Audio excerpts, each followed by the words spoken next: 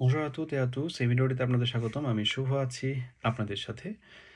এই ভিডিওটিতে আমি কথা বলবো আমাদের বর্তমানে আলোচিত সমালোচিত কমিউনিটির মধ্যে সেটা হচ্ছে এক্সামা সিভিক পরীক্ষা নিয়ে। আমি চেষ্টা করব এক্সামা সিভিকের A to Z যত কিছু আছে আপনাদের সাথে আলোচনা করার জন্য। পাশাপাশি আপনারা গতকাল এবং বিগত কয়েকদিনে আমাকে যতগুলো এক্সামা সিভিক নিয়ে প্রশ্ন করেছেন সকল প্রশ্নের উত্তর দেওয়ার জন্য। আপনাদের কাছে অনুরোধ থাকবে ভিডিওটি না কেটে পুরোটা দেখার জন্য, পাশাপাশি ভিডিওটি শেয়ার করে অন্যদের সাথে শেয়ার করার জন্য। কারণ এখন ফেসবুকের যুগ আছে, আমরা এদিক সেদিক থেকে অনেক ইনফরমেশন জানি। তবে আমি আপনাকে এতটুকু আশ্বস্ত করতে পারি, এখানে যতটুকু ইনফরমেশন পাবেন সেখানে 100-তে 100% আপনি বিশ্বাস রাখতে পারেন। কারণ সকল তথ্য দেওয়া হবে স্বরাষ্ট্র মন্ত্রণালয়ের ওয়েবসাইট থেকে। তো চলুন আর দেরি না করে আমরা চলে যাই প্রশ্নের উত্তর পার্টে। তো প্রথম যে প্রশ্নটাই ছিল সেটা হচ্ছে আমি এক্সামা সিভিক প্রস্তুতির ক্লাস নিব কিনা এবং এই ক্লাসটা অনলাইনে আসবে কিনা। প্রথমত হচ্ছে আনন্দের সাথে জানাচ্ছি হ্যাঁ, আমি হচ্ছে এই এক্সামা সিভিক প্রস্তুতিতে আপনাদের পাশে থাকব। কারণ হচ্ছে প্রথমত ফরাসি শিক্ষক হিসেবে আপনারা জানেন যে 2016 সাল থেকে আমি ফরাসি ভাষা শেখাচ্ছি। ফরাসি শিক্ষক হিসাবে ইতিমধ্যেই ফরাসি ক্লাসে ফরাসি সংস্কৃতি নিয়ে আলোচনার অনেক সুযোগ হয়। এই কারণেই হয়তোবা আমার স্টুডেন্টরা আমার ক্লাসগুলো পছন্দ করে অনেক বেশি। কারণ হচ্ছে ফরাসি শেখা মানে যে শুধুমাত্র কয়েকটা গ্রামার মুখস্থ করা, কয়েকটা ভোকাবুলারি শেখা, বিষয়টা এরকম না। আমরা ফরাসি শেখার পাশাপাশি যখন ফরাসি সংস্কৃতি নিয়েও আলোচনা করি তখন আমরা অনেক কিছু বেশি শিখতে পারি। তো সেই জায়গা থেকেই অবশ্যই আমি আপনাদের পাশে আছি। কারণ হচ্ছে এতদিন ফরাসি ক্লাসের পাশাপাশি আপনাদেরকে আমি যতটুকু এই বিষয়ে জানাতে পারতাম, এখন এই সিভিক এক্সামের প্রিপারেশনের মাধ্যমে আমার সুযোগ হবে আপনাদেরকে আরও ভালোভাবে ফরাসি সংস্কৃতি, ফরাসি কালচার, ফরাসি পলিটিক্স এইগুলো নিয়ে আপনাদের সাথে আলোচনা করা। প্রশ্ন থাকতে পারে আমার সাথে কেন আপনার এক্সামা সিভিক ক্লাসের প্রস্তুতি নিতে হবে, বা আমার সাথে ক্লাসটা কেন আপনার করা প্রয়োজন, বা কতটুকু আমি আপনাকে দিতে পারবো। তো আপনারা জানেন যে ইতিমধ্যে আমি ফ্রান্সে প্রায় 10 বছর যাবত আছি এবং 2016 সালে আমার ফ্রান্সে আসা, এবং প্রায় 9 বছর যাবত আমি ফরাসি শেখাচ্ছি। এই সময় আমার সুযোগ হয়েছে এই গত 9 বছরই ফরাসিদের সাথে থাকার, ফরাসি কালচারটা শেখার। সবচেয়ে যেটা আমার বড় সুযোগ হয়েছে সেটা হচ্ছে আপনারা অনেকেই জানেন যে আমাদের সাথে একজন টিচার ছিল, ফ্রেঞ্চ টিচার, যার নাম ছিল ডক্টর ম্যাডাম মিতেলম্যান। তো দুর্ভাগ্যজনকভাবে সে আমাদের মধ্যে এখন এই বছর আর নেই। সে কিন্তু তার সাথে আমার দীর্ঘ পথ চলা 9 বছর। আমার তার হচ্ছে প্রথমত সে ডক্টরেট করা ছিল, প্লাস হচ্ছে সে নিজে ফরাসি। 43 বছর তার কলেজে পড়ানোর অভিজ্ঞতা ছিল। ডালফের পরীক্ষকও ছিল তিনি। তো দীর্ঘ 9 বছর আমার তার সাথে কাটানো। আমি আমার দেশের কালচারটা যেমনটা তার সাথে শেয়ার করেছি, সে আবার তার দেশের কালচারটা মানে ফ্রান্সের কালচারটা আমার সাথে ততটাই শেয়ার করেছে। তো গল্পে, গল্পে অনেকটা কালচার শেখা। পাশাপাশি এখানে আপনারা জানেন আমি বিএসসি, এমএসসি করার পাশাপাশি আমার ফরাসি ভাষা শিক্ষার শিক্ষকতার উপরেও অনেকগুলো ট্রেনিং করা আছে। পাশাপাশি হচ্ছে মাস্টার্স লেভেল পর্যন্ত এখানে করা হয়েছে। তো যার কারণে আসলে ফরাসি সংস্কৃতি, ফরাসি সিভিলাইজেশন এটা এক্সামা সিভিকটা যে আমার কাছে নতুন বিষয়টা এরকম না। যার কারণে এই জিনিসটা আমার কাছে একদমই পুরাতন। তো আমি যেমন গল্পে, গল্পে এই কালচারটিকে শিখেছি, সংস্কৃতিটাকে শিখেছি, পাশাপাশি হচ্ছে ফর্মাসিও করার মাধ্যমে, পড়াশোনার মাধ্যমে। তা আমার মনে হয় একটা এক্সামা দিব, যখন এমসিকিউ গুলো আসবে শুধু মুখস্থ করব। আসলে মুখস্থ করে যতটুকু না আমরা না মনে রাখতে পারবো, তার চেয়ে বেশি মনে হয় গল্পের আকারে যদি জিনিসটা বোঝা যায়, শোনা যায়, এটা আরো বেশি এফেক্টিভ হবে। তাই আমি অবশ্যই বলবো যে এই কারণেই আমি মনে করি যে এই ক্লাসটা আমার সাথে আপনাদের অনেক আনন্দদায়ক হবে। দ্বিতীয় প্রশ্নটা হচ্ছে এক্সামা সিভিকের সিলেবাস, এখানে কি কি থাকবে, কতক্ষণ সময় এটা এক্সামটা হবে, এসেটখা এসেটখা। প্রথমত আমরা অনেকেই অবগত আছি যে এক্সামা সিভিকটা হচ্ছে 45 মিনিটের একটা পরীক্ষা হবে, যেখানে 40টা প্রশ্ন থাকবে। 40টা প্রশ্নের মধ্যে আপনার 80%, তার মানে হচ্ছে 32টা কারেক্ট অ্যান্সার যদি হয়, তাহলে হচ্ছে আপনি নিজেকে পাস বলে গণ্য করতে পারবেন। এখন আরেকটু ভাঙি, এক্সামাটা আসলে কয় ধাপে হবে, সেখানে কি কি ধরনের প্রশ্ন থাকবে। প্রথমত এক্সামের মধ্যে 28টা থাকবে হচ্ছে কিউসিএম, যেগুলো আমরা বলি মাল্টিপল চয়েস, যেগুলো থাকবে আপনার মুখস্থ বিদ্যার উপরে। মুখস্থ বিদ্যা মানে হচ্ছে যে মনে করেন এখানে বলা হইলো যে আপনার ১৭৮৯ সালে কি ঘটেছিল, বা হচ্ছে এখানে রেভলিউশন ফ্রান্সেজ কবে হয়েছে, মুখস্থবিদ্যা। বা আপনি শিখেছেন যে লিবার্তে স্বাধীনতা এটার সংজ্ঞা কি, বা হচ্ছে ইগালিতে এটার সংজ্ঞা কি। যেটা ইন্টারেস্টিং পার্ট সেটা হচ্ছে ১২টা প্রশ্ন থাকবে মিজ অন সিচুয়েশন। মিজ অন সিচুয়েশন মানে হচ্ছে আপনি এই যে মুখস্থ বিদ্যাটা পড়েছেন, শিখেছেন, এটা কি সিচুয়েশন ভিত্তিক আপনি এপ্লাই করতে পারতেছেন কিনা। তো তার মানে আমাদের কোশ্চেন শুধুমাত্র মুখস্থ করলাম আর হয়ে গেল, বিষয়টা এতটুকু সীমাবদ্ধ থাকবে না। বিষয়টা হচ্ছে আমাদের জ্ঞান কতটুকু আমরা আসলে এটা প্রয়োগ করতে জানি আইনটাকে, সেটাও হচ্ছে টেস্ট করবে। যেমন আমি যদি আপনাকে একটা উদাহরণ দিই, সেটা হচ্ছে মিজন সিচুয়েশনের একটা প্রশ্ন, যে আপনি একটা আপনার কাজের জায়গায় ডিসক্রিমিনেশনের সাক্ষী হয়েছেন। এমতো অবস্থায় আপনার কি করা উচিত? আপনি কি নিজে কোনো পদক্ষেপ নেবেন? নাকি আপনি পুলিশকে জানাবেন? নাকি আপনি কি করবেন? এই ধরনের সিচুয়েশন, তখন অবশ্যই হচ্ছে আমার যেটা করতে হবে সেটা হচ্ছে আমার যারা অথরিতে আছে তাদেরকে জানাইতে হবে।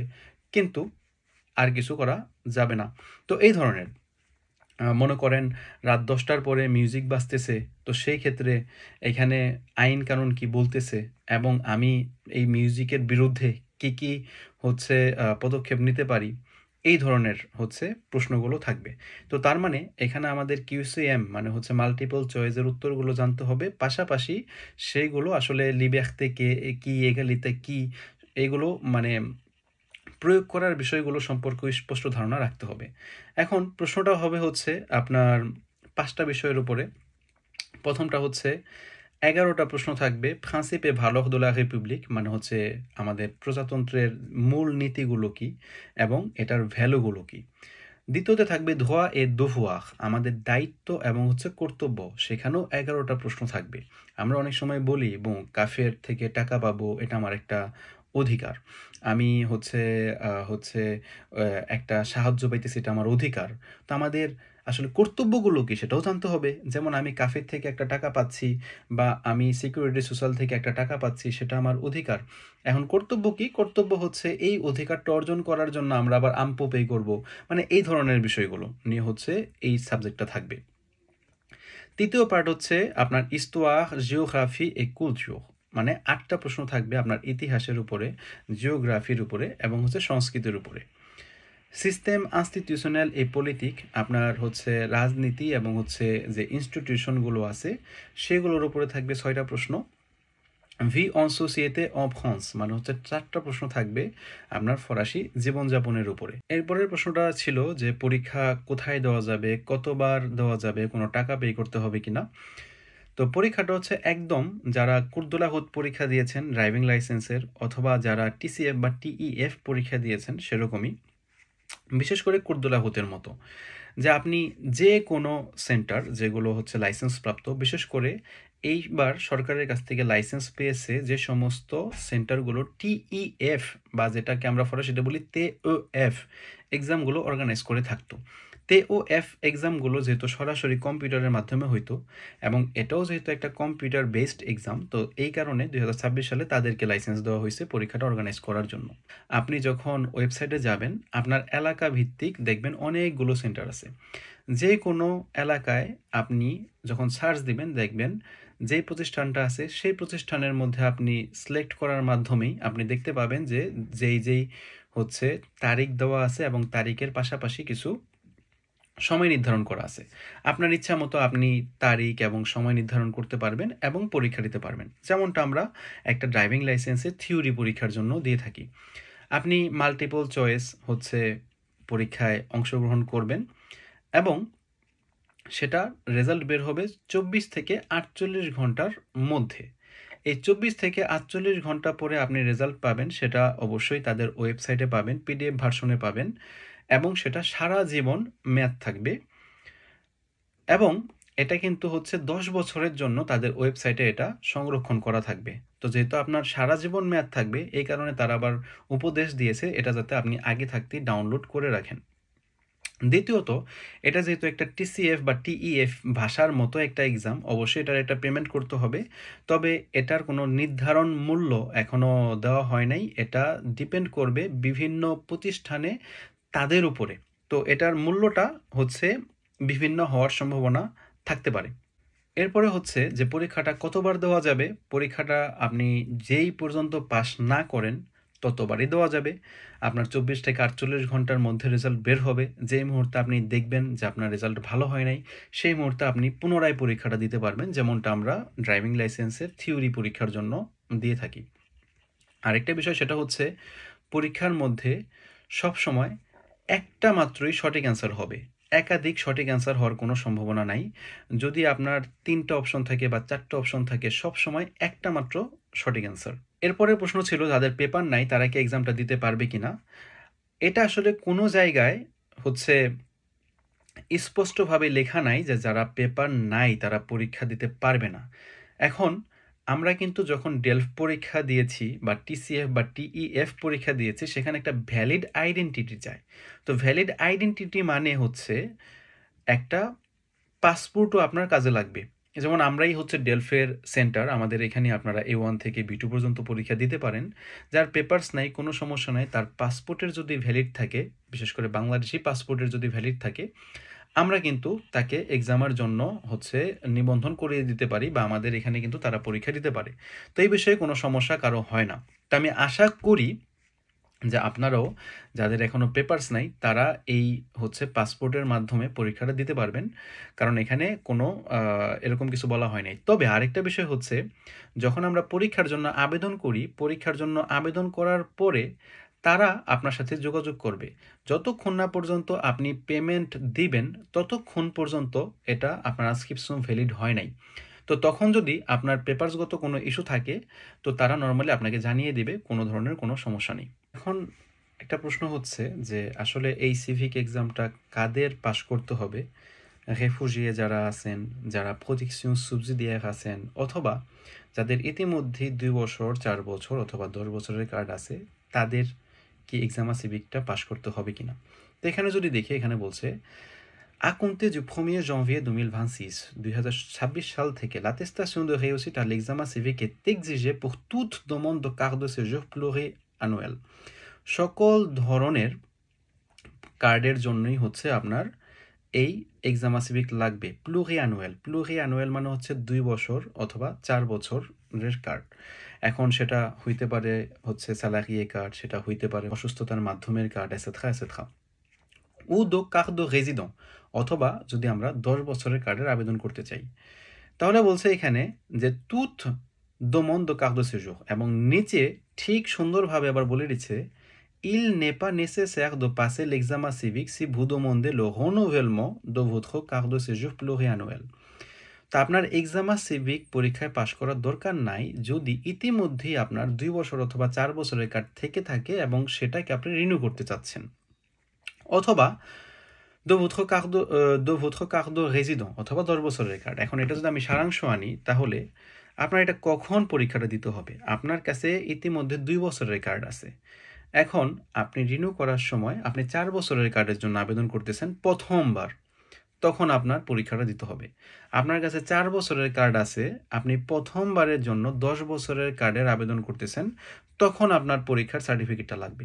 কিন্তু ইতিমধ্যে আপনার কাছে একটা 4 বছরের কার্ড আছে, এখন আপনি এই রিনিউ করার পরে 4 বছরের কার্ডই নিতে চাচ্ছেন, সেই ক্ষেত্রে আপনার প্রয়োজন নাই। আপনার ইতিমধ্যে 10 বছরের কার্ড আছে, এখন আপনি রিনিউ করে 10 বছরের কার্ডই নিতে চাচ্ছেন, সেই ক্ষেত্রেও আপনার কিন্তু প্রয়োজন নেই। আর তাছাড়া এখানে বলে দিয়েছে কা পার্টিকুলিয়ে, কিছু কিছু মানুষদের জন্য রিনিউ করার ক্ষেত্রে লাগবে না। সেটা হচ্ছে যারা বেনিফিসিয়ার de la protection internationale আছেন, মানে হচ্ছে যারা রেফুজিয়ে আছেন বা প্রোটেকশন সুবসিডিয়ার আছেন, তারা ইতিমধ্যে একটা প্রোটেকশনের মধ্যে আছেন। তো তার মানে তাদের ক্ষেত্রেও এটা এক্সামা সিভিকটা দিতে হবে না, তারা যদি হচ্ছে রিনিউ করতে চায়। শেষ করার আগে আরেকটা কথা বলবো, সেটা হচ্ছে এই এক্সামা সিভিকটা কিন্তু 3 প্রকারের। কারণ এক্সামা সিভিকটা 2 বছর 4 বছরের মানুষের জন্যও লাগবে, 10 বছরের কার্ডের জন্যও লাগবে, ন্যাশনালিটির জন্যও লাগবে। এখন যেই ব্যক্তি ন্যাশনালিটি আবেদন করতেছে B2 দিয়ে আর যেই ব্যক্তি 4 বছরের কার্ড আবেদন করবে A2 দিয়ে, তাদের দুজনের লেভেল কিন্তু সমান না। যার কারণে 3টা পরীক্ষা কিন্তু আলাদা। আপনি যখন 4 বছর বা 2 বছরের কার্ডের জন্য আবেদন করবেন, তার মানে এখানে প্রশ্নের লেভেলটা হবে A2 লেভেলের যতটুকু আপনার জানা দরকার ততটুকুই। আপনি যখন 10 বছরের কার্ডের জন্য আবেদন দিবেন, এটার পরীক্ষাটা আবার আলাদা। এখানে B1 লেভেলে আপনার যতটুকু জানা দরকার ততটুকুই জানতে হবে। ন্যাশনালিটির সিভিক এক্সামের পরীক্ষাটাও আলাদা, যেখানে আপনার এই 2টা ধাপের চেয়ে আরেকটু বেশি জানতে হবে। তো আশা করি আমি আপনাদের এই ভিডিওর মাধ্যমে সকল প্রশ্নের উত্তর দিতে পেরেছি। যদি একটু ভিডিওটা বড় হয়ে যায় তার জন্য আমি দুঃখিত, কারণ আপনারা অনেকগুলো প্রশ্ন করেছেন। আমি চেষ্টা করেছি সবগুলো প্রশ্নের অ্যান্সার হচ্ছে আপনাদেরকে দিতে। তো আপনাদের যদি আরও কোনো প্রশ্ন থাকে আমাকে জানাতে ভুলবেন না, আমি সবসময় আপনাদের পাশে আছি। ধন্যবাদ। আর ভিডিওটি শেয়ার করার জন্য অগ্রিম ধন্যবাদ।